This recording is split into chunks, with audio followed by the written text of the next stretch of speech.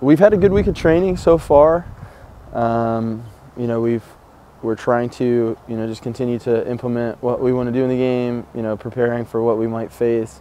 But I would say we're excited, we're confident, but again, we understand, we've got a tough opponent too, and those are all things that we'll have to factor in, and, Saturday will get here when it gets here.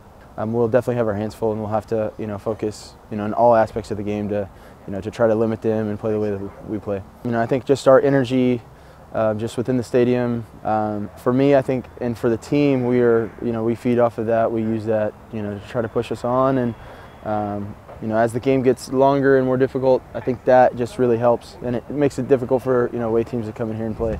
And so, I hope we can use that to our advantage, and to be able to use that to to push for a good game against Louisville. Yeah, look, it's still having a growth mindset, constantly improving. Third round of the playoffs, playing for a trophy against a top team. So focus is just improving ourselves, making sure we're ready to play, making sure we're good in our rhythm on the ball, out of possession, making sure we're aggressive and prepared in both of the transition moments. So we're ready to go. We know Louisville will be ready to go. It'll be a super exciting game, and hopefully we can do enough to tilt it into our favor. They're the champions. They've been there 9 times in a row. They've won the East last year. They've been to the Cup final. They've got experience. They got loads of players. They're very well coached.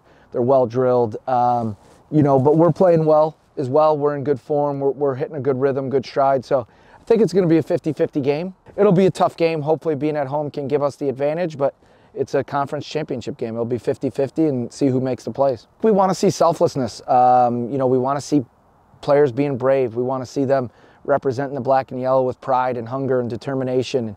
If our desire is as hard as it can be, which I anticipate it will, and we can manage the pressure and the emotions, then I know that we'll put a good foot forward.